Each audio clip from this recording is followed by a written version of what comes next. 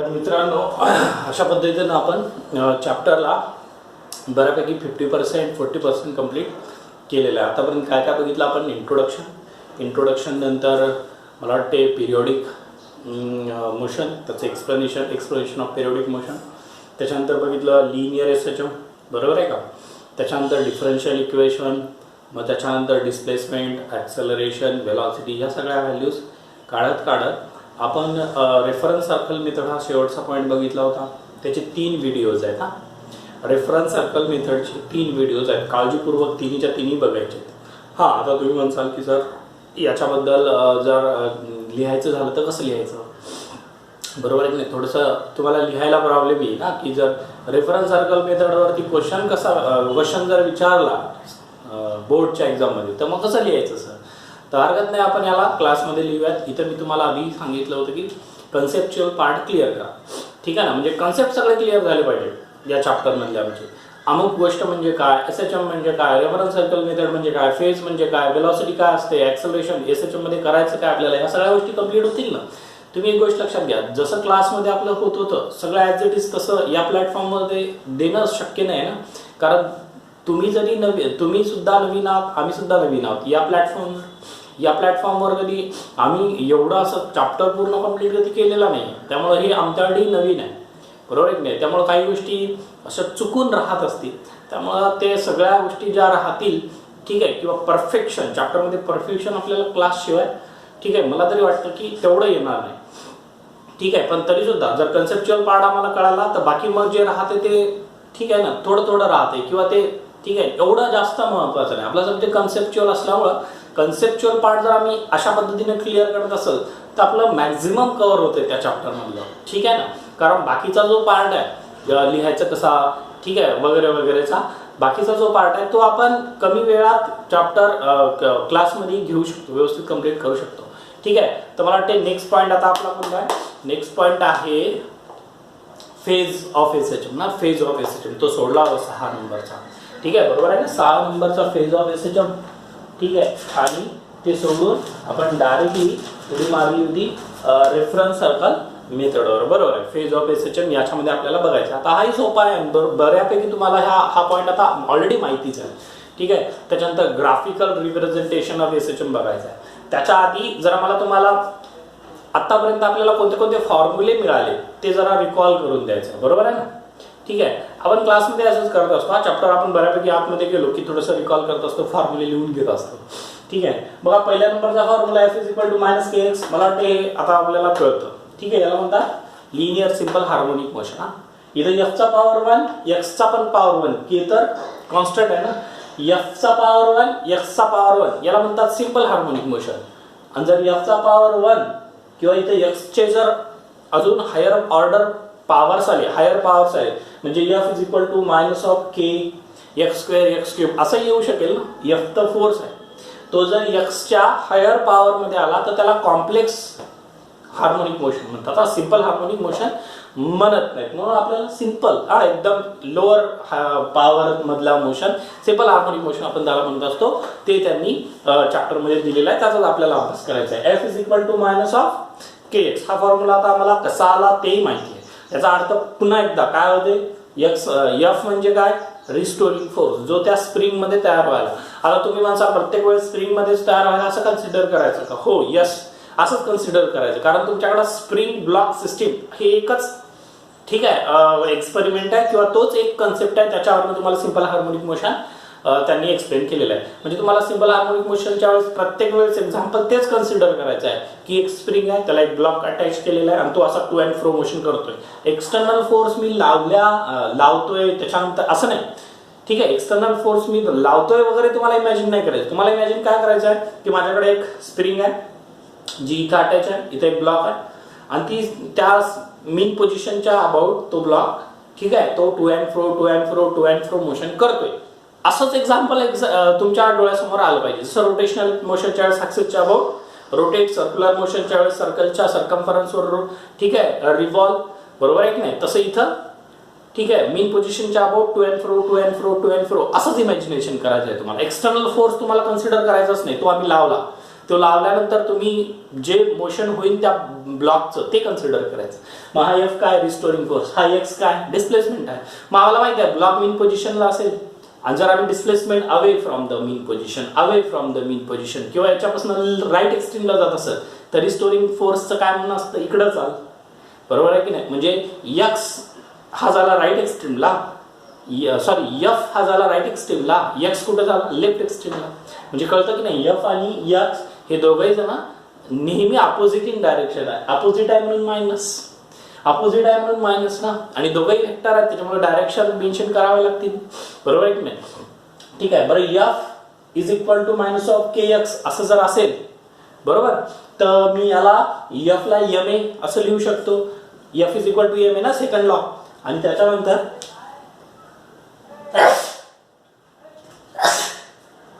इथे ए ठेवू शकतो, या एम ला परत इकडे पाठवू शकतो. बरोबर आहे की नाही.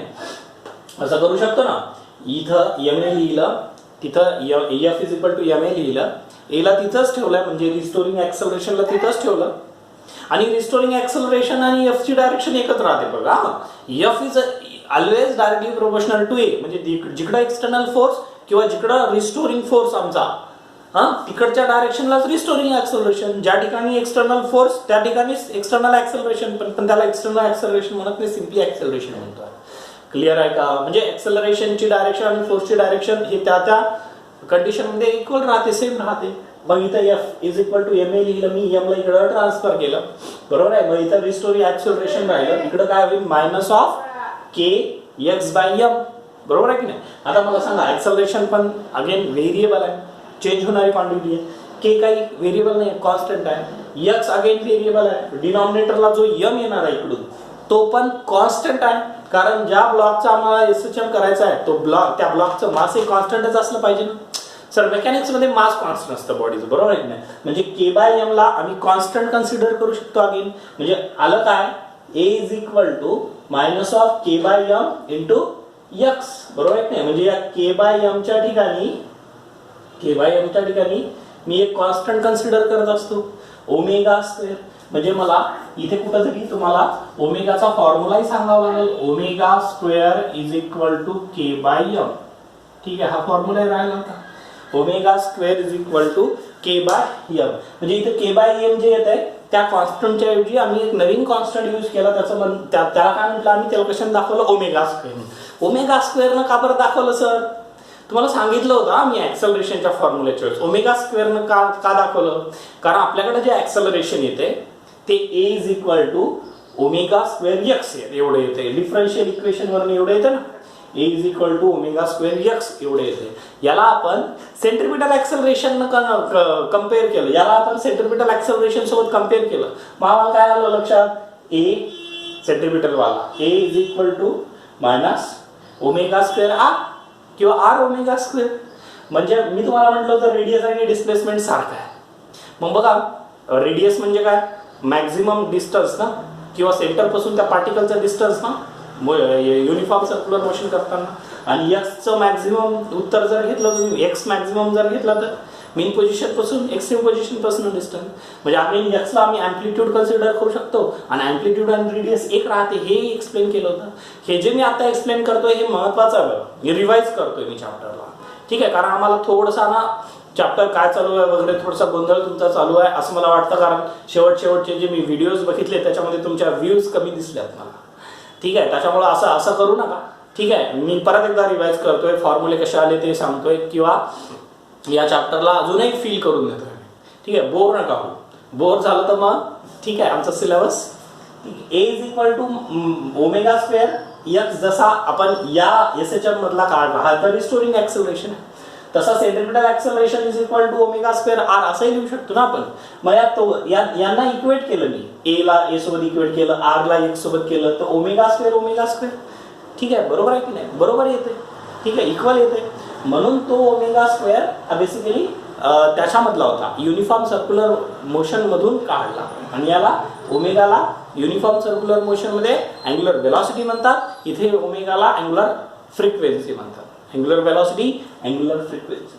हे लास्ट लेक्चर बघा. आता जर कळालं नसेल या एकाच फॉर्म्युल्यावर 2-3 स्टेप सांगितल्या सर तुम्ही, लास्ट लेक्चर म्हणजे लास्ट लेक्चर म्हणजे कोणतं ऍक्सलरेशन जिथं काढलं होतं ना आपण ते लेक्चर बघा, त्याच्यात व्यवस्थित मी हे सांगितलं होतं. मी थोडंसं रिवाइज करतोय, लिंक करतोय, काही गोष्टी राहिलेल्या आम्हाला मिळतील. मला वाटतं की आता हा पहिला फॉर्म्युला कळाला आम्हाला. तोच मी ऍक्सलरेशन साठी अशा पद्धतीने लिहू शकतो, a is equal to omega square X. बघा ओमेगा स्क्वेअर कुठून आला, के बाय एम ला ओमेगा स्क्वेअर मी इक्वेट केलं, F is equal to M A मधला एम इकडे गेला आणि इथे ना ओमेगा स्क्वेअर आला के बाय एम च्या ठिकाणी, म्हणजे हे इक्वेशन आलं. म्हणजे इथूनही येतं, ठीक आहे, इथूनही येतं, काही प्रॉब्लेम नाही.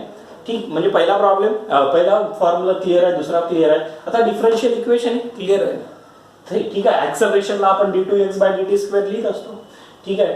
मग ऍक्सलरेशनला d2x बाय dt स्क्वेअर लिहू शकतो, तर इकडचा ओमेगा इकडे आल्यानंतर प्लस होईल, ठीक आहे. म्हणजे k by m x is equal to 0. हे डिफरन्शियल इक्वेशन माहिती होतं तुम्हाला.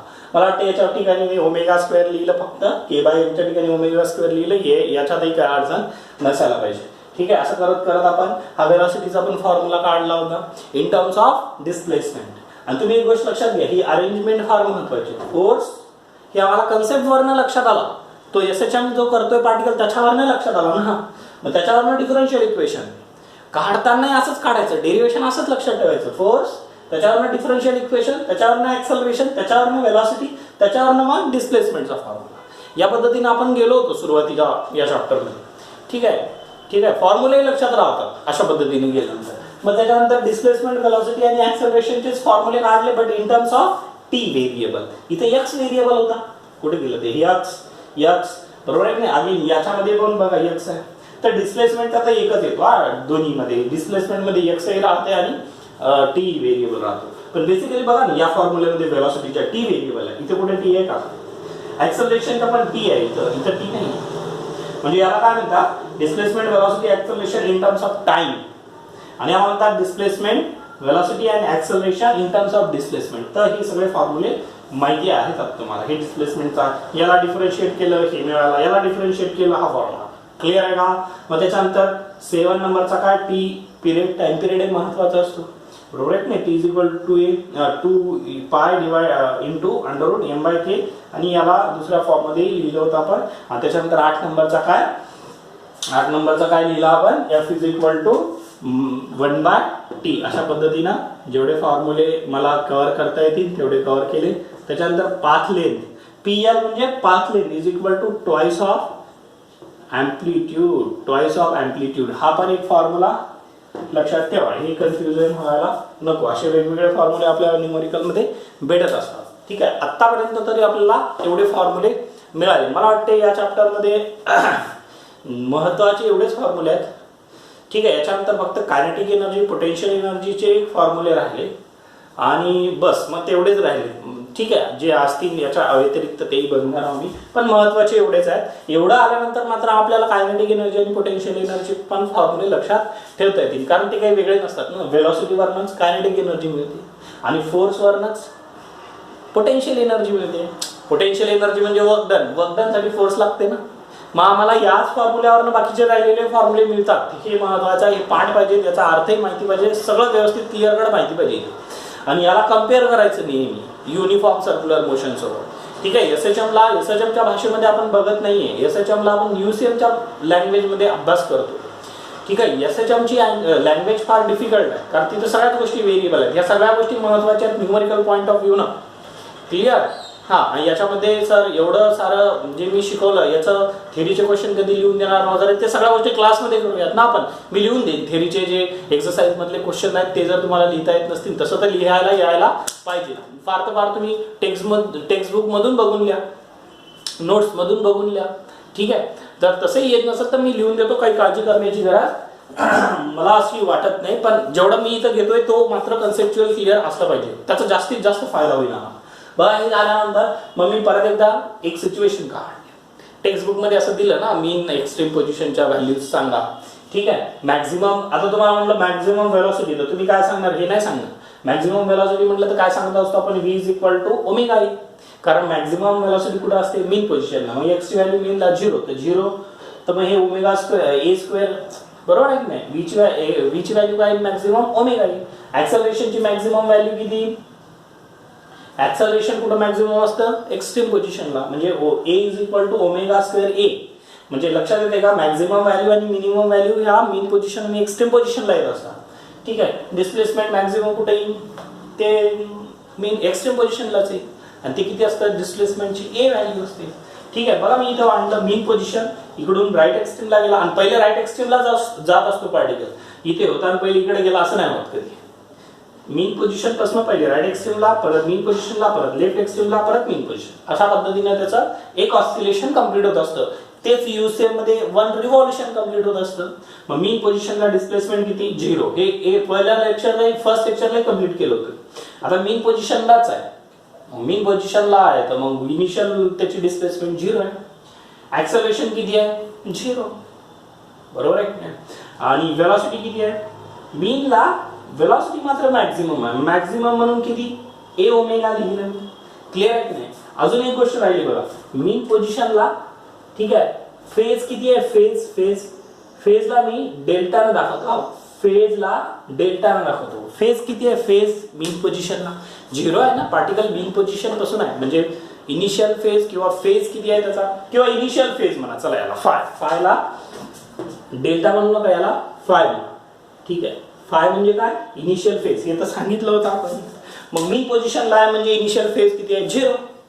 बरं, मग त्याच्यानंतर बघा मी एक्स, व्ही आणि ए चे, एक्स, ठीक आहे, व्ही आणि ए चे जरा टीच्या फॉर्म मधले पण इक्वेशन मांडले. हे तर अँप्लिट्यूडच्या फॉर्म मध्ये होते, हे टीच्या फॉर्म मध्ये मांडले. आता हे इथलेच आहे, हे लक्षात येत असेल तुम्हाला. नेक्स्ट बघा की एक्स्ट्रीम पोझिशनला आलो मी, राईट एक्स्ट्रीमला, इथे डिस्प्लेसमेंटची व्हॅल्यू कशी असते, मॅक्झिमम म्हणजे किती, ए अँप्लिट्यूड एवढी. इथं ऍक्सेलरेशन किती असते, मॅक्झिमम म्हणजे किती, ए ओमेगा स्क्वेअर लिहिलं. आणि वेलॉसिटी किती असते, 0. ह्या कंडिशन महत्वाच्या आहेत, व्यवस्थित पाठ पाहिजेत आम्हाला आणि या फॉर्म मध्ये ते अजून व्यवस्थित लक्षात राहा. मग इथं एक्स्ट्रीम पोझिशनला एक्स किती होईल, एक्स टाइमच्या फॉर्म मध्ये, तर आपण सांगत असतो एक्स्ट्रीम पोझिशनला पहिले मला सांगा फेज किती राहील. इथं फेजही लिहिला ना, एक्स्ट्रीमला π/2 राहील. म्हणजे याचा अर्थ हे जे डिस्प्लेसमेंटचं इक्वेशन आहे, इथं हा फाय, ठीक आहे, हेच डिस्प्लेसमेंटचं इक्वेशन एक्स्ट्रीम पोझिशनला किती राहील, या फायच्या ठिकाणी π/2 ऍड करावा लागेल, म्हणजे sin θ प्लस π/2 ते होईल cos θ. म्हणून बघा मी cos θ लिहिला. ठीक आहे, डिस्प्लेसमेंटचं इक्वेशन चेंज आला, मीन पोझिशनला एवढं राहतं डिस्प्लेसमेंट, मॅक्झिमम एक्स्ट्रीम पोझिशनला हे राहतं डिस्प्लेसमेंट. अशा पद्धतीनेच वेलॉसिटी आणि ऍक्सेलरेशनचे पण चेंज करता येते. आता मीन पोझिशनला वेलॉसिटी आहे a omega cos of omega t plus phi, आणि हेच एक्स्ट्रीमला लिहायचं झालं तर मला या फायच्या ठिकाणी π/2 टाकावं लागेल. मग cos of θ plus π/2 minus sin θ. ठीक आहे, cos ऑफ लिहून घ्या, cos ऑफ θ प्लस π/2 असतं मायनस sin, ठीक आहे, θ. क्लिअर ना, हे ट्रिग्नॉमेट्रीचे फॉर्म्युले आता आम्हाला, ठीक आहे, डायरेक्ट ऍप्लिकेबल आहे. आता डायरेक्ट ऍप्लिकेशन घेतोय मी, लिहून घ्यावं लागेल माहिती नसतील तर. मग तशा पद्धतीनं ए ओमेगा जशाला तसा येईल. ठीक आहे, इथे माझा ए ओमेगा राहिला, सॉरी फॉर दॅट. ठीक आहे, मायनस ए ओमेगा जशाला तसा, कॉस ऑफ θ प्लस π/2 च्या ठिकाणी काय येईल, मायनस sin θ, असं ते आहे. Clear. A is equal to minus a omega square sine of omega t plus θ. तर आता या थीटाच्या ठिकाणी, या फायच्या ठिकाणी अगेन आपल्याला फक्त π/2 लिहायचं, म्हणजे sin θ प्लस π/2 cos ऑफ θ येईल. बाकी minus a omega square constant term जशाला तशाच राहतात. क्लिअर आहे. मला वाटतं आता हे सगळ्या गोष्टी आमच्या क्लिअर असल्या पाहिजे. हा खूप महत्वाचा पार्ट होता. हा एवढा पार्ट म्हणजे या चॅप्टरचा कोर पार्ट आहे. एवढं लक्षात आलं की बाकीचे कन्सेप्ट मात्र आमच्या मनाने आम्हाला लक्षात येतील. बघा फक्त थोडंसं काही गोष्टी इथं वेगळ्या दिलेल्या आहेत. Force oscillation, free oscillation, damping oscillation, second pendulum, simple pendulum, ते सोपं आहे सगळं. हे महत्वाचं होतं. हे चॅप्टर मधले ना फार कोर फॉर्म्युले हे क्लिअर कट लक्षात आले पाहिजेत आम्हाला. बरं इकडे एक्स्ट्रीम, लेफ्ट एक्स्ट्रीमला काय होतील व्हॅल्यूज. ठीक आहे, तर ज्या ज्या इकडे आहेत बघा, लेफ्ट एक्स्ट्रीम म्हणजे काय, रेप्लिका ऑफ राईट एक्स्ट्रीम. म्हणजे बेसिकली ना जे राईट एक्स्ट्रीमला आहे तेच लेफ्ट एक्स्ट्रीम. पुन्हा एकदा ऐका, जे राईट एक्स्ट्रीमला मांडलं मी तेच लेफ्ट एक्स्ट्रीमला लिहायचं, फक्त साइन अपोजिट. कारण हा पॉझिटिव्ह आहे, हा निगेटिव्ह आहे. म्हणजे इकडची निगेटिव्ह टर्म इकडे पॉझिटिव्ह होईल, इकडची पॉझिटिव्ह टर्म इकडे निगेटिव्ह होईल. सर लक्षात येते की नाही. म्हणजे बघा इकडे amplitude X is equal to maximum किती होता ए, इकडे किती होईल मायनस ए. इकडे 0 तर इकडे 0. हा तेवढं मात्र 0ला मायनस नाही म्हणायचं. इकडे ऍक्सलरेशन प्लस होतं तर इकडे निगेटिव्ह, या सगळ्या गोष्टी एक्स व्ही आणि ए च्या जशा तशा इथे लिहायच्या, साइन अपोजिट लिहायचं. म्हणजे इथं काय लिहावं, हे याला इकडे कसं लिहावं लागेल, मायनस मध्ये लिहावं लागेल, या दोघांना कसं लिहावं लागेल, पॉझिटिव्ह मध्ये लिहावं लागेल. मग ह्या पण व्हॅल्यूज लक्षात ठेवायच्या. मला वाटतं की मी हा जरा बेसिक किंवा कोर पार्ट होता हे पुन्हा एकदा व्यवस्थित क्लिअर केलं. एवढं व्यवस्थित करा, ठीक आहे, एवढं व्यवस्थित करा, ठीक आहे. हा चॅप्टर मधला खूप महत्वाचा पार्ट आहे. Thank you very much. मी नेक्स्ट लेक्चरमध्ये, आता वेळ झाल्यामुळं मी नेक्स्ट लेक्चरमध्ये phase of S H M complete करेन.